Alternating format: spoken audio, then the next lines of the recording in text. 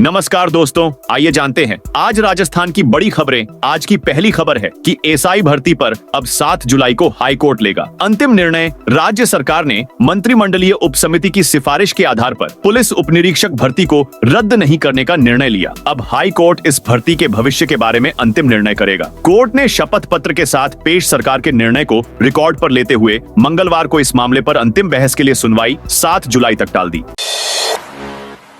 Rajasthan high court ने फिर बढ़ाई आसाराम की अंतरिम जमानत। राजस्थान हाई कोर्ट ने नाबालिग से दुष्कर्म के दोषी आसाराम की अंतरिम जमानत को 9 जुलाई तक बढ़ा दिया है। इससे पहले आसाराम को गुजरात हाई कोर्ट ने 7 जुलाई तक अंतरिम जमानत दे रखी है। फिलहाल आसाराम इलाज के लिए है, अंतरिम जमानत पर बाहर है। गुजरात हाई कोर्ट के अंतरिम जमानत के फैसले के बाद आसाराम ने राजस्थान हाई कोर्ट में अंतरिम जमानत को बढ़ाने को अर्जी डाली थी। उच्च न्यायालय की डबल बेंच में ने यह फैसला दिया है।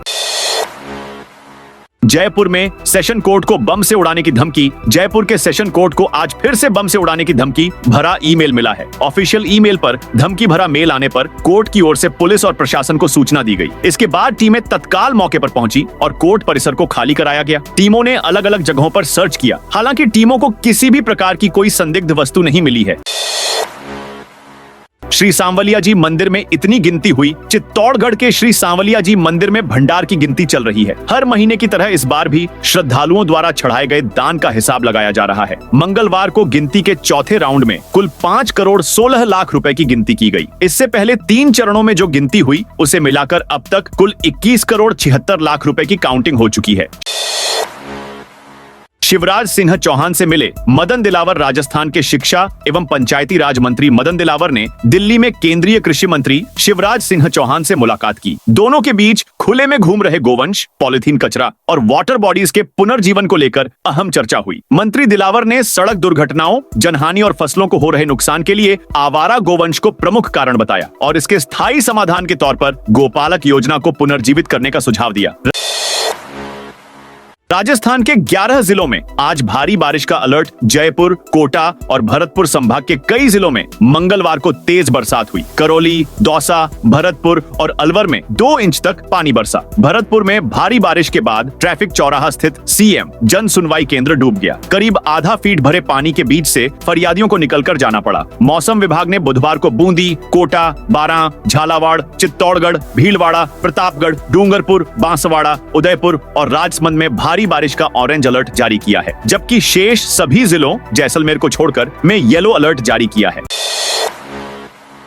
राजस्थान में शराब की 48 मॉडल शॉप खुलेंगी। आबकारी विभाग ने प्रदेश में शराब की 48 मॉडल शाइन अप खोलने की तैयारी कर ली है। ये शहरी क्षेत्रों में शॉपिंग कॉम्प्लेक्स, मॉल, चिन्हित स्थानों पर खोली जाएंगी। जयपुर में अभी ऐसी 5, जोधपुर, उदयपुर में 2-2 और माउंट आबू व आबू रोड में 1-1 शॉप दी जाएगी। बाकी 37 दुकानें अलग अलग शहरों में नीलाम होंगी। खास बात यह है कि इन 5 ही जगहों पर मॉडल शाइन अप की न्यूनतम रिजर्व प्राइस 1 करोड़ रुपए और अन्य शहरों में 50 लाख रुपए प्रति शाइन अप रखी गई है। गुजरात बॉर्डर पर हाईने के कारण आबू रोड व माउंट आबू को अलग अलग जिला मानकर दुकान आवंटित होगी। अब अस्पताल से डिस्चार्ज होने से पहले ही बन जाएगा जन्म प्रमाण पत्र। देश भर में बच्चों के जन्म प्रमाण पत्र को लेकर एक बड़ा बदलाव किया गया है। अब माता पिता को अस्पताल से डिस्चार्ज होने से पहले ही नवजात का जन्म प्रमाण पत्र मिल सकेगा। बता दें कि इस नई व्यवस्था को लागू करने के लिए सभी राज्यों और केंद्र शासित प्रदेशों को निर्देश जारी किए गए हैं, जिसमें अब बच्चे के जन्म के बाद जन्म प्रमाण पत्र के लिए लंबी प्रक्रिया या कार्यालयों के चक्कर लगाने की जरूरत नहीं होगी। अस्पताल में ही जन्म प्रमाण पत्र तैयार किया जाएगा और डिस्चार्ज के समय माता पिता को सौंप दिया जाएगा।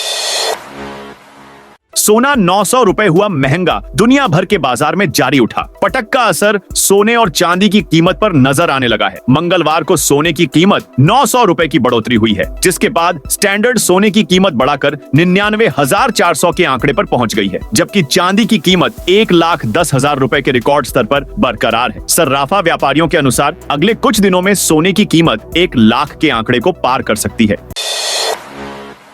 राजस्थान में सीमावर्ती जिलों में तबादलों पर एक बार फिर लगा बैन। राजस्थान सरकार ने सोमवार को एक आदेश जारी कर सीमावर्ती जिलों में तबादलों में दी गई छूट को समाप्त कर दिया है। इसके साथ ही अब विभाग इन जिलों में तबादले नहीं कर सकेंगे। ऑपरेशन सिंदूर के समय राज्य सरकार ने 8 और 9 मई को अलग अलग आदेश जारी कर सीमावर्ती इलाकों के जिलों में तबादलों से प्रतिबंध हटाया था। सीमावर्ती जिलों में बाड़मेर, बीकानेर, जैसलमेर, जोधपुर, श्रीगंगानगर और फलोदी शामिल हैं। सरिस्का टाइगर रिजर्व की सीमा पुनर्निर्धारण पर उठा विवाद। अलवर के सरिस्का टाइगर रिजर्व के क्रिटिकल टाइगर हैबिटेट (CTH) क्षेत्र की सीमा को फिर से तय करने के सरकारी प्रस्ताव का वन्यजीव प्रेमियों और पर्यावरणविदों ने विरोध शुरू कर दिया है। उनका कहना है कि यह कदम सरिस्का की पारिस्थितिकी और बाघों के सुरक्षित आवास के लिए गंभीर खतरा बन सकता है। इसके अलावा प्रदेश व केंद्र में विपक्षी कांग्रेसी नेताओं ने भी सरकार के इस फैसले की कड़ी निंदा की है।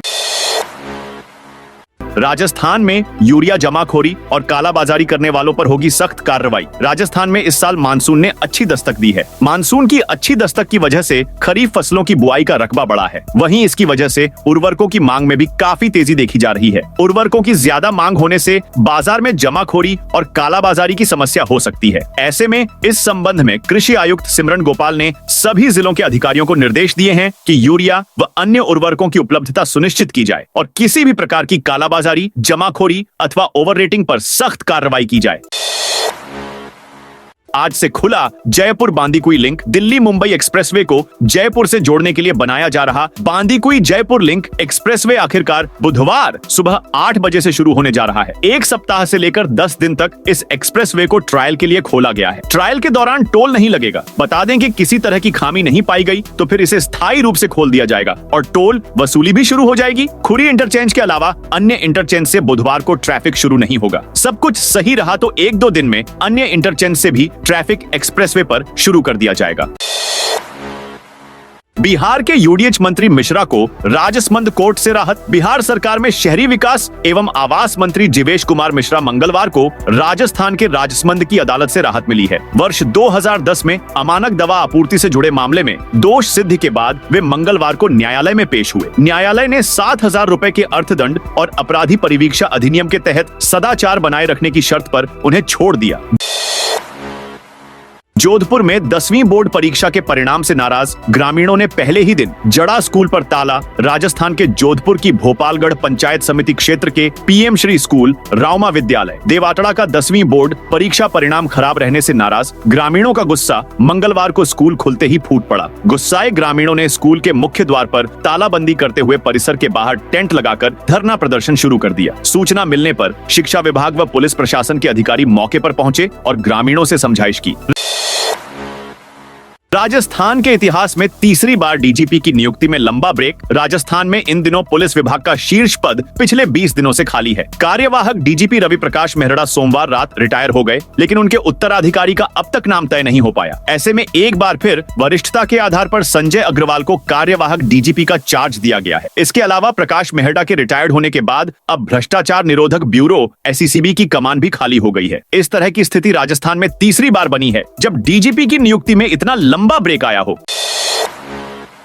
राजस्थान के किसान हो जाएं अलर्ट। 31 जुलाई है अंतिम डेट। राजस्थान के किसान अलर्ट हो जाएं। प्रधानमंत्री फसल बीमा योजना के तहत खरीफ 2025 के लिए अंतिम तिथि 31 जुलाई है। तुरंत अपनी फसलों का बीमा करवा लें। राजस्थान सरकार के जारी अधिसूचना के अनुसार प्रधानमंत्री फसल बीमा योजना के तहत खरीफ 2025 के लिए कृषक अंतिम तिथि 31 जुलाई 2025 तक फसलों का बीमा करवा सकेंगे।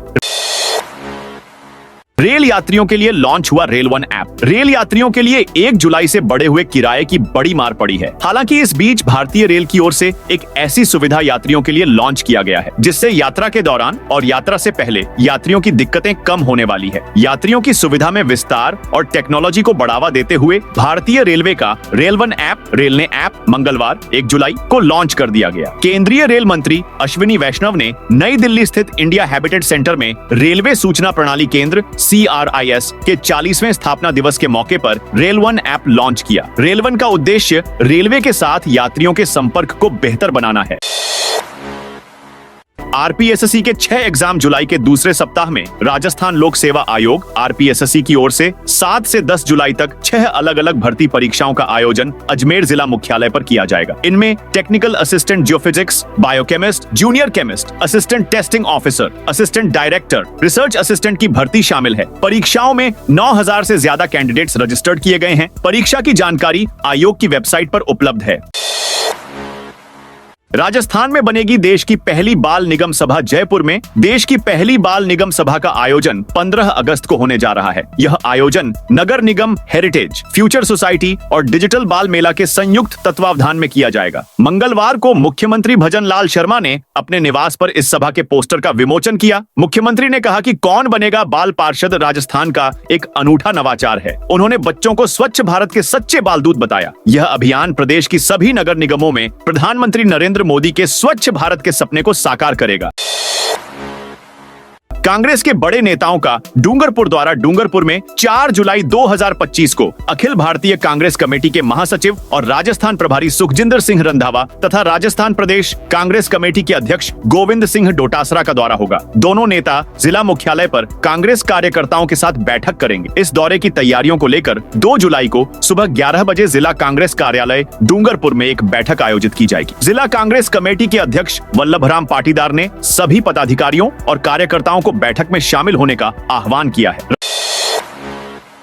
राजस्थान की 247 मंडियों में 5 जुलाई से अनिश्चितकालीन हड़ताल की चेतावनी। राजस्थान की 247 अनाज मंडियों में मंगलवार से खाद्य व्यापारियों की हड़ताल शुरू हो गई है। राज्य सरकार की ओर से 1 जुलाई से 1% कृषक कल्याण शुल्क लागू किए जाने के विरोध में व्यापारियों ने 4 दिन का सांकेतिक बंद शुरू किया है। आटा, दाल, तेल, मसाले और अन्य खाद्य वस्तुओं का थोक व्यापार 2 जुलाई से 5 जुलाई तक बंद रहेगा। इसके बाद 5 जुलाई को व्यापारी बैठक कर अनिश्चितकालीन हड़ताल का फैसला करेंगे।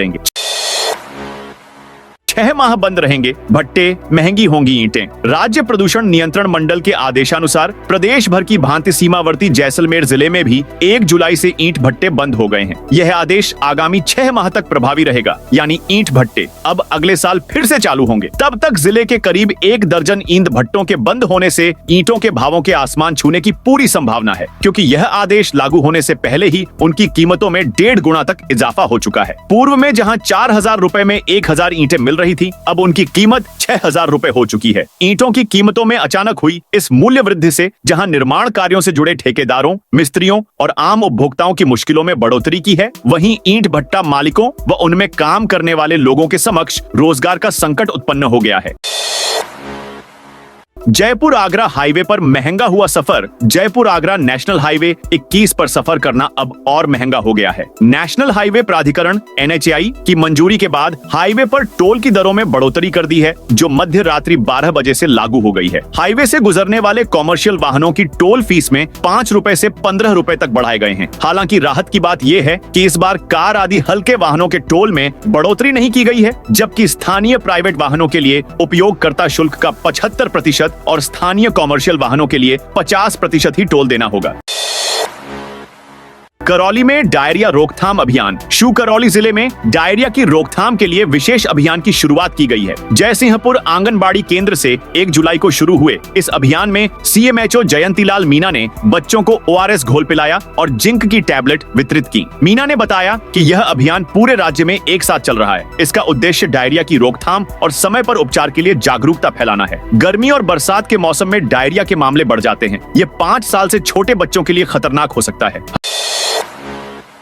हनुमानगढ़ का लाडो योजना के क्रियान्वयन में शानदार प्रदर्शन। राज्य सरकार की लाडो प्रोत्साहन योजना में हनुमानगढ़ जिले ने उल्लेखनीय सफलता हासिल की है। राज्य स्तरीय रैंकिंग में जिले ने द्वितीय स्थान प्राप्त किया है। चिकित्सा विभाग ने 66.06% बालिकाओं के खातों में राशि जमा करवाई है। मुख्य चिकित्सा एवं स्वास्थ्य अधिकारी डॉ नवनीत शर्मा के अनुसार यह योजना 1 अगस्त 2024 से प्रदेश में लागू की गई है। योजना का लाभ लेने के लिए बालिका का जन्म राजकीय चिकित्सा संस्थान या मान्यता प्राप्त निजी अस्पताल में होना आवश्यक है। साथ ही प्रसूता का राजस्थान की मूल निवासी होना जरूरी है। शिक्षकों के खराब व्यवहार पर कार्रवाई। धौलपुर जिले के सरमथुरा क्षेत्र में राजकीय प्राथमिक स्कूल महारपुरा से 2 शिक्षकों को हटा दिया गया है। शिक्षक नरेंद्र कुमार और एक महिला शिक्षक के खिलाफ ग्रामीणों ने ब्लॉक शिक्षा अधिकारी से शिकायत की थी। ग्रामीणों का आरोप था कि दोनों शिक्षक लंबे समय से छात्रों और अभिभावकों के साथ अनुचित व्यवहार कर रहे थे। शिकायत के बाद शिक्षा अधिकारी ने दोनों शिक्षकों को तत्काल प्रभाव से हटाने के आदेश दिए। दोनों को क्षेत्र के अन्य विद्यालयों में अस्थायी रूप से तैनात किया गया है। कोटा में बाएं मुख्य नहर में 50 क्यूसेक पानी छोड़ा। हाड़ौती के किसानों के लिए राहत भरी खबर है। सीएडी प्रशासन ने आज से बाएं मुख्य नहर एलएमसी में पानी छोड़ दिया है। दोपहर 4 बजे करीब सीएडी के अधिकारियों ने एलएमसी हेड पर पूजा अर्चना की। इसके बाद गेट खोलकर 50 क्यूसेक पानी डिस्चार्ज किया। हरित लाल मीणा SEL-MCCD ने बताया कि फिलहाल 50 क्यूसेक पानी छोड़ा है। डिमांड आने पर पानी का डिस्चार्ज बढ़ाया जाएगा।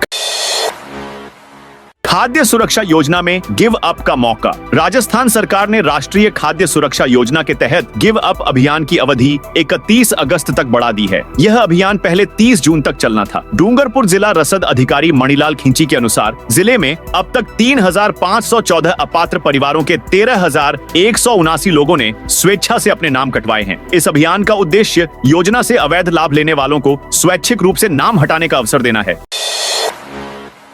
गैप सागर झील में मछली पकड़ने वालों पर शिंकजा डूंगरपुर शहर की पहचान। गैप सागर झील में अवैध मत्स्याखेट का मामला सामने आया है। अज्ञात लोगों ने सोमवार की रात झील में मछली पकड़ने के लिए 100 फीट लंबा जाल डाला। नगर परिषद सभापति अमृत कलासुआ को मंगलवार सुबह इसकी सूचना मिली। वे तुरंत अपनी टीम के साथ मौके पर पहुंचे। गोताखोरों की मदद से झील से जाल को बाहर निकाला गया। इस दौरान झील के किनारे बड़ी संख्या में लोग जमा हो गए।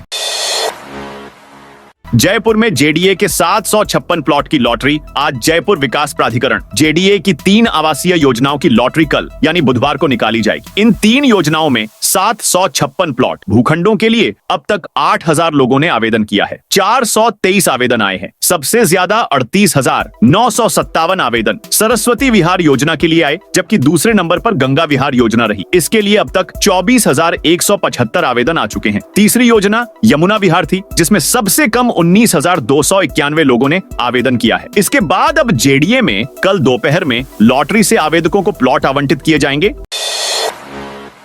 राजस्थान में गांव-गांव से जोड़ी जाएंगी बैंकिंग, बीमा, पेंशन सेवाएं। केंद्र सरकार के वित्त सेवा विभाग के निर्देश पर 1 जुलाई से 30 सितंबर पर त्रैमासिक देशव्यापी वित्तीय समावेशन एवं सामाजिक सुरक्षा अभियान की शुरुआत की गई है। अभियान का उद्देश्य ग्राम पंचायत स्तर पर बैंकिंग, बीमा और पेंशन जैसी आवश्यक वित्तीय सेवाओं की पहुंच सुनिश्चित करना है और पात्र नागरिकों को इन योजनाओं से जोड़ना है। अभियान के प्रमुख घटकों में प्रधानमंत्री जन धन योजना PMJDY के अंतर्गत वर्तमान निष्क्रिय बैंक खातों का फिर से सत्यापन, जिन लोगों के बैंक खाते नहीं हैं, उनके नए बैंक खाते खोलना। प्रधानमंत्री सुरक्षा बीमा योजना PMSBY, प्रधानमंत्री जीवन ज्योति बीमा योजना PMJGBY और अटल पेंशन योजना APY में नामांकन को बढ़ावा देना शामिल है।